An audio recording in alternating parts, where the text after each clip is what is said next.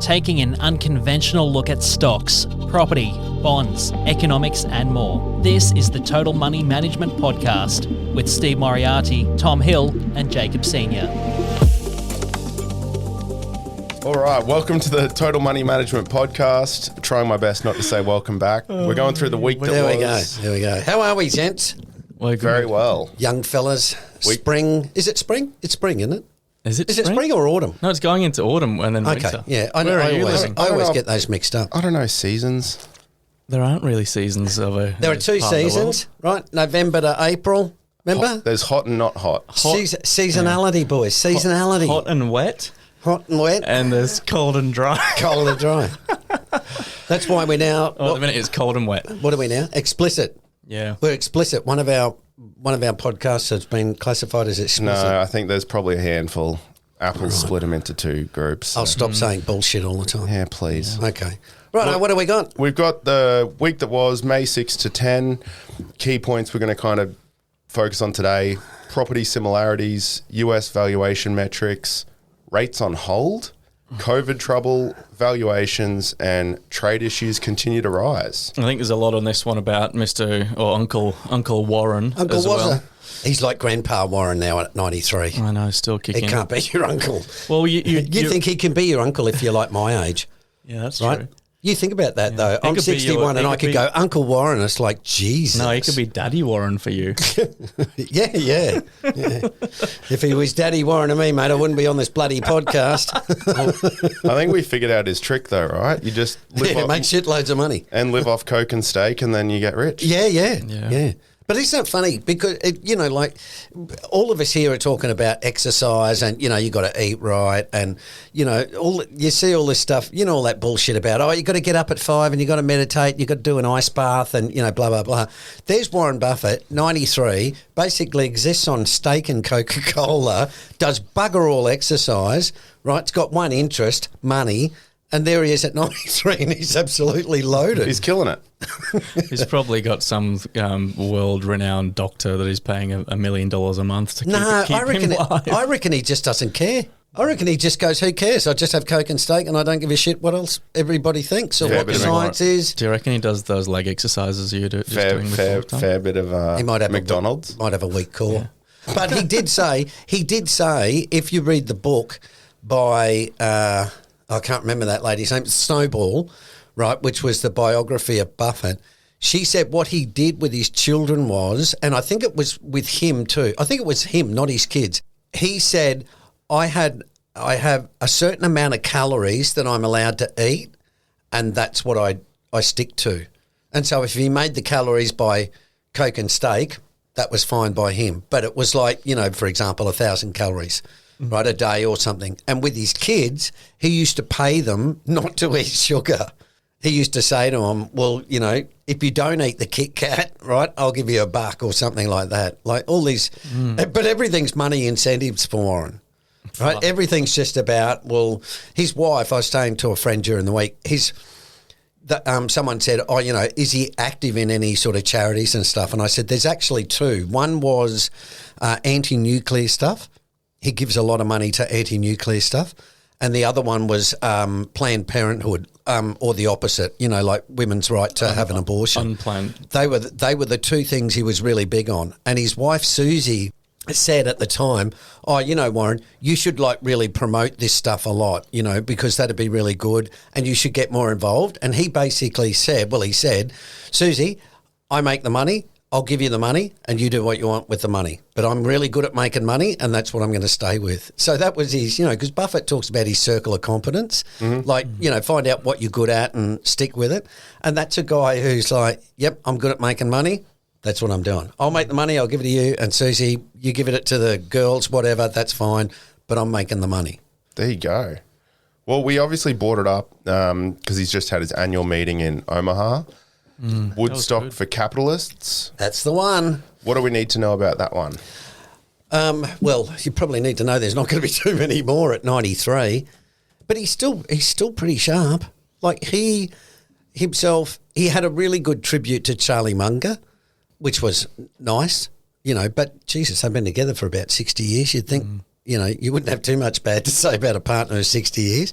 But he and the anointed one, Greg Abel, and the insurance guru, a guy called Ajit Jain, they sat there for I think it was about 5 hours answering questions and stuff, But, like you think Buffett's 93 and he's sitting there for 5 hours answering questions. Because he absolutely loves it. That's why, he's fueled by the fact that he's just passionate about it. Yeah. What I'm interested in, maybe we can talk about this, is they've decided to sell 13% of Apple stock holdings, which is, I find interesting given that everyone else thinks Apple's just going to keep going forever to the moon. And his kind of concern about AI.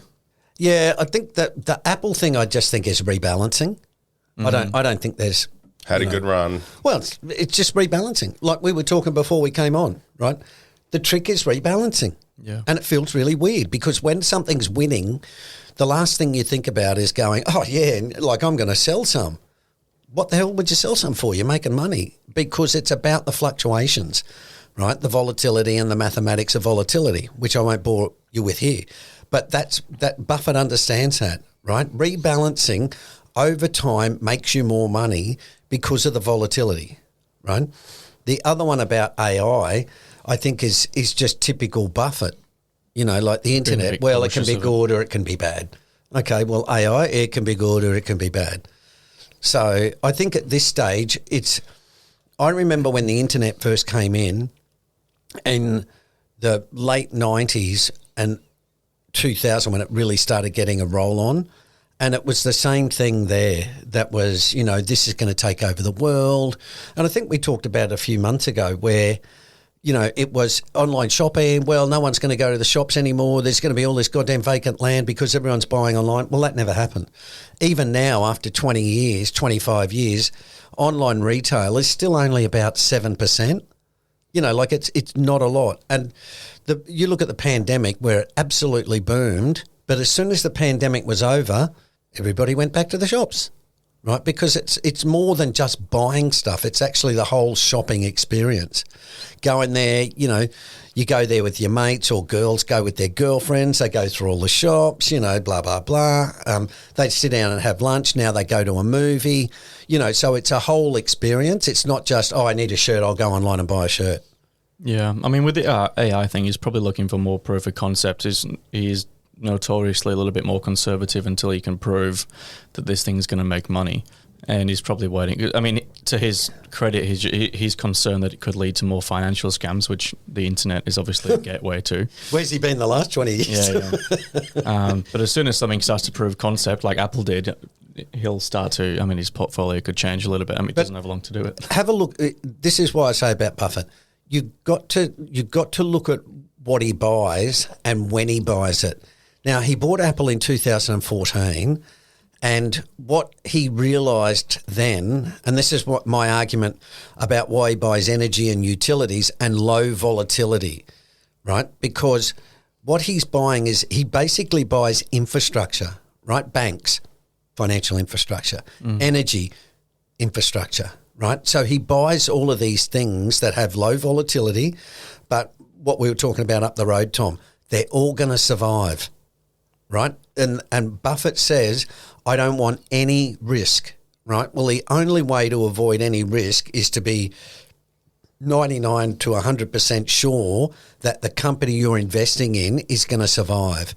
And at the moment, AI is really fascinating, but who ends up with it? Well, why would you invest now from a Buffett perspective of saying, our favourite holding period is forever. Okay, well, let's say it's 40 years. You have to wait for the dust to settle, and that's what we teach in the capital cycle theory, right? Let them all sort each other out, and they'll all kill each other. There'll be two left standing. They're the two you invest in, right? Because they're the two who have now got a competitive advantage in the marketplace. Yep. Right? And that's when he bought Apple. He looked at it and said, okay, been around for 40 years. It was a shit of an investment for the first 30. Now it's good. Has it got the App Store, all of those things now that make it a winning company? Now I'll buy it. But clever old Warren, if you go back and look at 2014, if you look at the Well 2 strategy, what was one of the lowest sectors?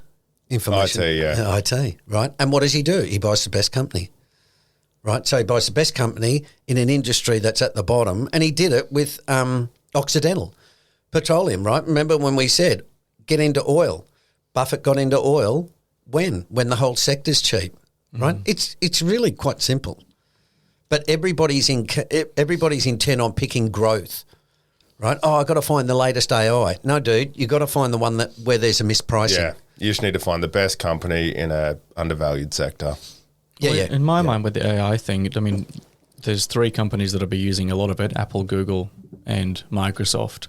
And that's the technology's there, but the conduit to the market is through these pre-existing massive companies. So he could be not buying NVIDIA, for example, but buying Google, because their AI thing is already pre-established. They know that the company's not going to go anywhere. So that could be a way for AI to contribute moving forward. I mean, like, everyone's trying to use AI.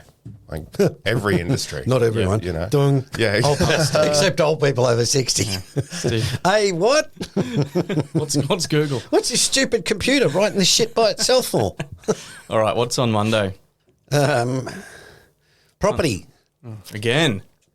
Well, no, I just wanted to point out there that when a lot of times when markets, whether it's stocks and stuff, go boom, you tend to think it's a unique characteristic to that market. And what I'm trying to get across to people in terms of property is that the way the global economy and the money flows, most of the money flows into America, England, Canada, Australia, and New Zealand, because we're the ones who will take the money.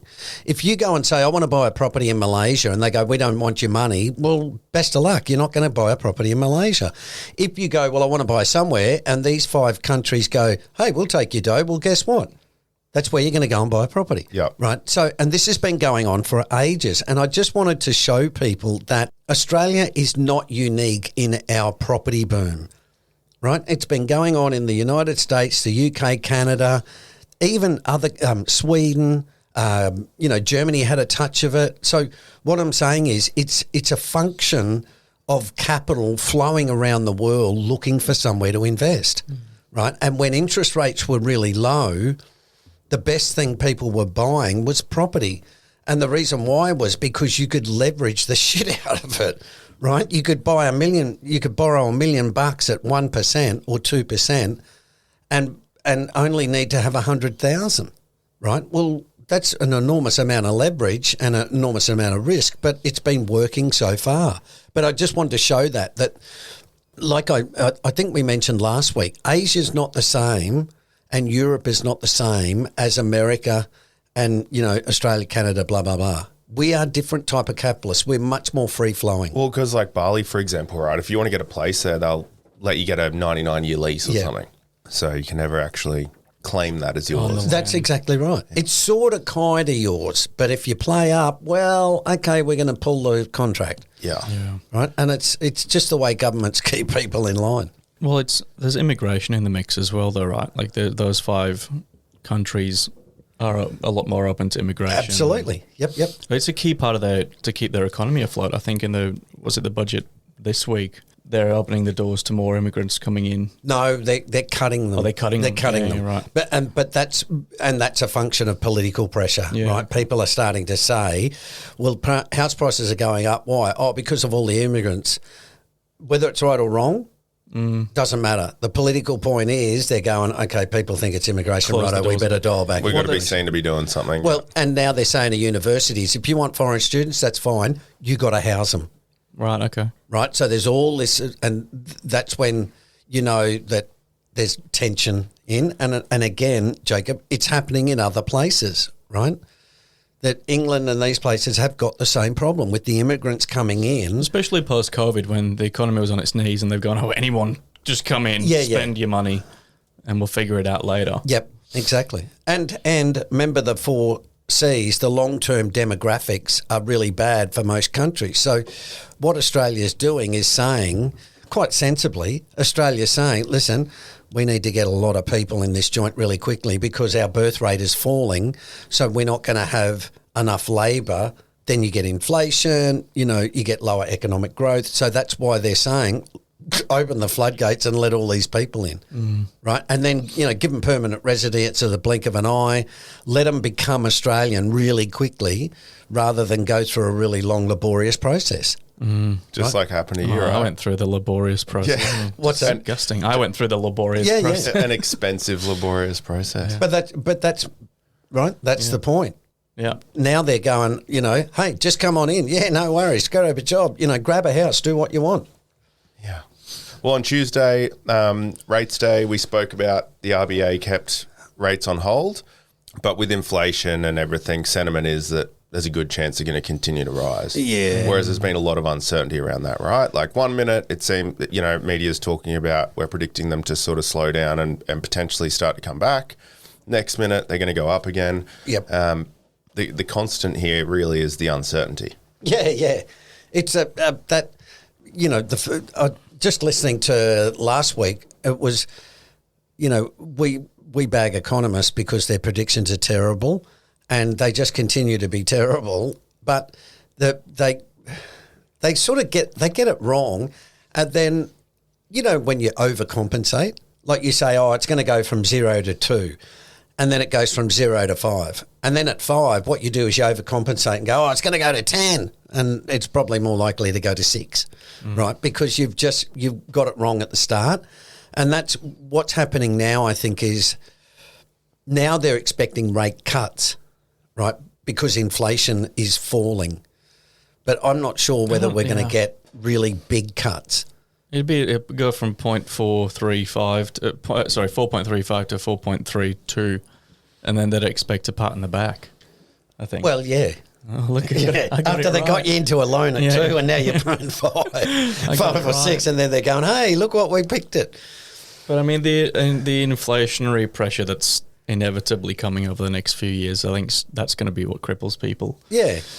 That and the fact that the interest rate cycle has bottomed. We might go back down again, but we're not going back down to 2 or 0. No. And if we do, and I think we've said this before, if we do, it's because we've had an absolutely mind-boggling recession, which is, quite possible, but an election year in America, doubt it. Yeah. They're going to keep throwing the dough First around. time in a while, I actually went and did the groceries the other day. You usually do them online.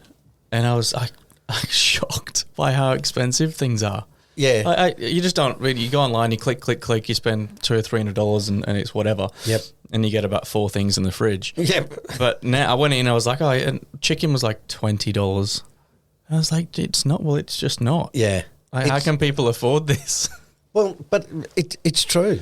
And see, a long time ago, inflation was regularly 4, 5, 6%, right? And I think I was saying before, that's why you had chalkboards at shops. So because the prices would change quite a lot, right? So why would you have a permanent sign saying $1.50 when next week it should be $1.65, right? And that's what it was really like. Whereas for the last 20 years, it's basically been just stick up $1.50 and leave it there, right? Because we've had no inflation. And in fact, we've had deflation with China making everything a lot cheaper. So now we're in reversal, and partly because of deglobalisation, things are going to become expensive again. Right? Well, there's a make things in Australia thing that we might talk about on next week's podcast as part of the budget, but that fits into there as well. Wednesday, we're back talking about COVID and the recent study showing that the third COVID infection patients have a 40% chance of developing long COVID symptoms, and we're seeing that more and more now. Athletes dropping dead with a heart attack and things like that. But what gets me thinking, at least, is that I never thought of that when COVID first came out in 2019. I was like, we'll get this and then it'll be over with. But now people are not really necessarily getting the flu, and they're just getting 3, 4, 5, 6 bouts of COVID. Yeah, and they're showing the more bouts you get, the really rapid increase in your chances of getting long COVID. I've had so many bouts. Just bouncing. I've had bouts and bouts. How many times have you had COVID? At least 4. Jesus.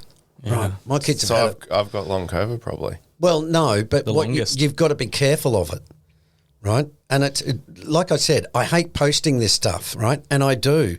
But, I don't like being Debbie Downer, but this is really serious So stuff. 3 more infections is 35, well, the big standard deviation, but 35% chance of getting long COVID. Yep. I think I've only had it once. There was a journalist this week who was long COVID's bullshit, right? He's had COVID 5 times. Now guess what he's got? Long COVID, right? Now suddenly he's like, oh man, I once thought it was bullshit, but it's not. And that's exactly what I mean, right? That you can't do that carefree stuff when the consequences are really bad. But what's the alternative? Stay inside all day? Well, no, but the alternative is and just be wealthy, live off well one, and then you don't have to talk to anyone. No, Or but get COVID. Steve Moriarty. there you go. Well, no, but seriously, that Jacob is an indication that people do, and they do that with CAPE. Oh, well, CAPE's at 35. That's all bullshit. And it's like, oh, okay, so we're just going to say it's all bullshit, either bullshit or it's not bullshit. Everything's bullshit. What I'm saying is, but with COVID, is people say, oh, well, what are we going to do? Lock down forever? No, what we're going to do is we're going to push for public policy to have proper air filters, proper masking, certain situations. It's, like this is what I mean when you say to people the idea of Russian roulette. Like, hey, you got an 83% chance of winning, dude. Go for it. The problem is you get the bullet and you're dead. Well, it's this stuff with COVID, right? People are saying, it doesn't matter. You just keep getting COVID, you'll be fine. It's like, okay, well, how come we've got 2.5 million British people with long COVID who can't work? Then suddenly you'll say, why is my chicken $20? I'll tell you why it's $20, brother, because no one's there to kill the chickens No one's anymore. cutting the chickens' heads off. Right? The chickens have come home to roost. Boom. There you But go. my point, but my serious point is, we haven't. When you get these once in a lifetime events, which it is at this stage, you tend to neglect it, right? Because you think, oh well, it'll be all right and it'll go past. But it's the consequences, right? Oh, we'll have a big stock market crash, but it'll be all right. It's like, okay, best of luck if you're retiring next year when your portfolio crashes 50%. Yeah. Right? Or what I said in a blog post recently was about the connections we make as individuals to community. And that's why I'm saying, well, why are hospitals so bad? Because everybody's got COVID. In England, there's something like, there's some unbelievable thing. I just saw it this morning. It's like 70% of the English health system in hospitals have all had like COVID. All the nurses and doctors and all the staff, right? I'm surprised it's not more, to be honest. It's just bullshit crazy, right? And what we're doing is saying, oh, it'll be all right. But we've got no idea what the long-term effects are. And now we're starting to see the long-term effects.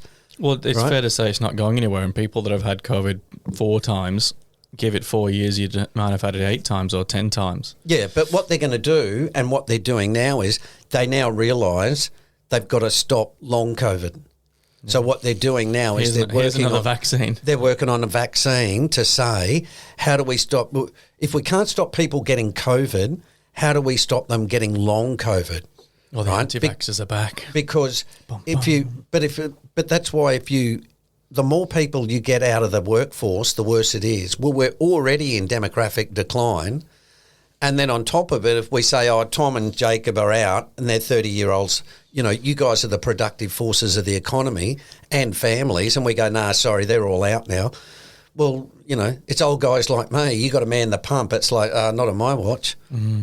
And that's what I mean. It's a really serious problem, but it sort of creeps on you before, like demographics, you wake up one morning and go, oh, Jesus, we forgot to have kids, right? And that's what the impact is. So it's up to you, Jacob. You got to start. Tom and I have done it. We've chipped in, mate. Oh, God.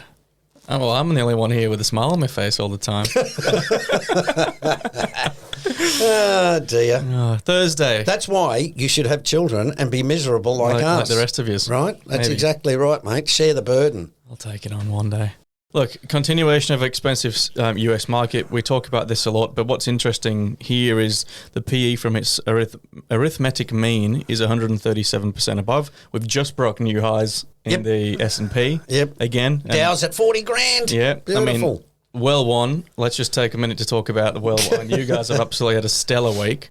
And everyone in well 1 and well 2 even are jumping around. I was checking the chat this morning and everyone's like, oh, Steve, you're a genius. Yeah, And I well. felt like commenting saying, well, Simple stuff, mate. Simple Maybe not. stuff. Keep it simple. What did Buffett say? 4 filters or something like that. yeah, but it's still not taken away from the fact that we're still in a stellar run. It's had a slight pullback and now it's at new highs and the PE is whatever it is. 35, I think Cape is. Yeah. But even the normal PE is about 27, which in itself is insane. Yeah, and for listeners that might have just jumped onto this podcast, what's the average PE? About 17. 17. So it's way above what it's Yeah, normal, yeah. where it should be, the quote unquote. Yep. Well, see the chart there? What is it? 3 standard deviations. Yeah. So that's equivalent. The average male height is roughly about 5'10", right? Which is what I am. That's equivalent to saying there's basically guys walking into the room that are about 7'6", right? And you go, yeah, well that's fairly normal. Yeah, haven't seen too many. That's just Steve plus all. Steve's ego. So, but no, but it's true. It's true. That's the really important point, right? Because what you do is you say, well, how long are these 7'6" blokes going to be walking in the room for? Yeah. And if you know macro valuation and mean reversion, you're looking at it going, well, I don't know, but there's going to be. It doesn't mean we're going to get a bunch of jockeys walk in the room. What it means is. Mean reversion is simply saying the next event will be closer to the mean than the last one. So in other words, it might go from 7 foot to 6'5" to 6'2" to 6 foot back to 5'10". The next 10 people that walk in the room are more likely to be smaller than the last. Exactly. And that's what the market shows, and that's why we're saying if you look at the 64 to 82 market cycle, it took whatever that time is, 16 years for it to decline, right? 18 years. Well, the only time it's been higher than it is now in terms of the standard deviation was just after COVID. Yeah. Yeah. And that was because earnings absolutely collapsed. Yeah. And it did the same. If you have a look in the GFC, it was the same thing. The price fell, but earnings fell even more, right? And that's what people forget. There's a P and an E. And what I'm saying is the earnings are probably going to be quite good over the next decade. But the problem is we've paid in the past. A lot for now. them. We've paid too much for them. Yeah. And we've got to let them come back to, quote, normal. Which we're seeing everywhere, right? That's the same issue with property. Yeah, exactly. yeah. Well, I think I might have mentioned a few months ago, there's a really great book out called The Everything Bubble, and it is. And that was when bonds were at zero, right, which is a bubble for bonds. And it's, property's been batshit crazy for like 15 years. Well, yeah, but again, it comes down to what you paid for it, right? So if you're charging $1,000 a week for rent, but you bought the property 10 years ago and your mortgage repayments are $400 a week for rent, that's red hot. But if you're buying it today and your mortgage repayments are $1,200, Yeah, you exactly. can only rent it out for $1,000. Yeah. Well, that's a crappy deal. Well, that's what happened to a lot of people who jumped in at COVID. They've got a good capital gain from COVID, but the yield is not that good, right? And it's why we've partly got really low economic growth, is because people are sitting on a big capital gain, but they don't want to cash that in, right? But their yield is like 1%, right? Which is terrible. And it's the same in the stock market, right? The yield in America, the earnings yield is like 3%. You can get 4.5% in a bond with no risk, right? But everybody's been sitting on this 2009 to 2024 bull market. Well, who wants to sell who wants to sell when they've made an absolute like 400, 450%? Oh, they get FOMO. They don't want to be in cash because there's this theory that no, you should never be in cash. Yeah. And bonds, they always think that people think that you can do better in stocks all of the time, and bonds become this kind of boring. Well, who wants to be in bonds at 5 when you can be in Nvidia at 25? Yeah. Or that's what goes on in every market, and it's not. I'm just old enough to know, because I'm old enough to have been through a few cycles. That's all it is. Once you go through it, you sort of look at it, and once you've experienced it, you really get it. Like you just go, oh, I get it. Like prices don't go up forever. They look like they go up forever, But the point is, it's not the price you want. It's what you want is the profit from it, right? Like the price of everything always rises, but the question is, how come some people have made a lot more money? Well, it's because they buy it when it's cheap, like Buffett, right, with Apple. Yeah. Right? Information technology is awful in 2014. No one wants to know it. The smartphone had been around for, 7 years? It was absolutely killing it. It was the latest gadget. Well, why wouldn't everyone buy Apple, right? Warren's been there. He knows what it's like. He knows the cycle, and he goes, hey, this thing's really cheap. I'm going to buy some. And now it's it's 45% of his portfolio. I mean, it's huge. It's absolutely huge. I couldn't live with a portfolio like where one stock had 45%. Mind you, I could live with it if I had 200 billion in cash. then I'd probably be, oh yeah, don't worry about it. I still question why he does it. He obviously loves it. Look, real quick, on Friday, we kind of made a mention of the fact that the US government have basically just made it harder for electric vehicles to qualify for a tax credit. Yep. So EVs are dead. Is that the takeaway, or is it just putting more pressure to say, look, we're not going to incentivize China flooding the market with cheap EVs? That's all it is. To try and protect the local guys. Yep, absolutely. They don't import much. They only import about 14 billion, I think. Billion? Billion, yeah. It's Cars?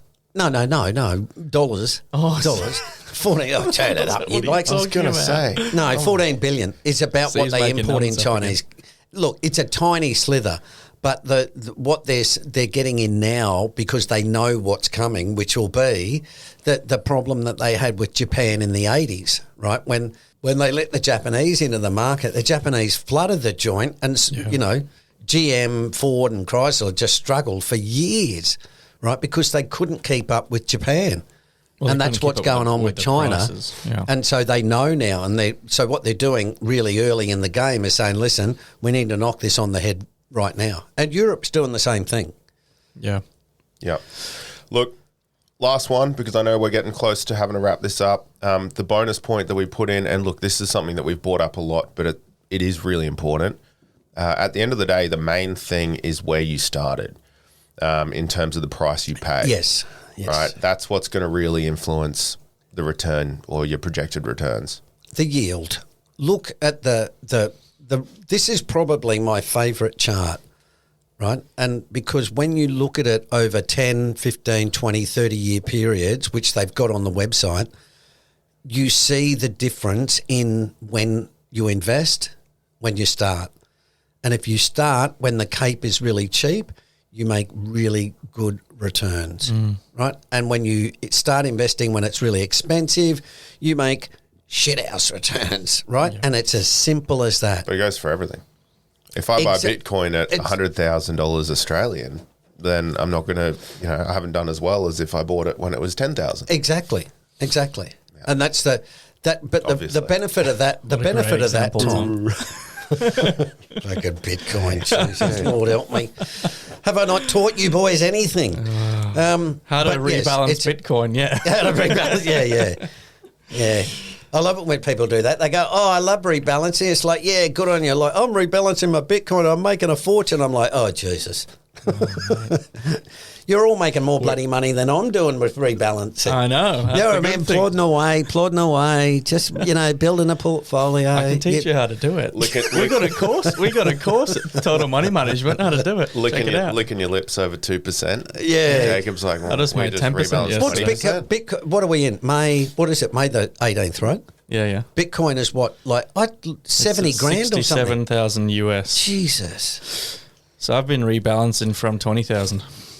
Yeah, righto. Thanks, folks. See you next week. All right. Now, do we want to go over the chart of the week, or let's? Ciao. We'll put it in the show notes or something. We can whack it in the show notes. But all debt is the percentage of national income. Australian households are hitting it out of the park. It's because we've all leveraged up into property. Be careful. That's my final word. Thank you. See you, folks. Stay up to date on our socials. Just search for Total Money Management on Instagram and TikTok. For your free investor personality assessment, go to totalmoneymanagement.com.au. And as always, remember, we don't provide financial advice.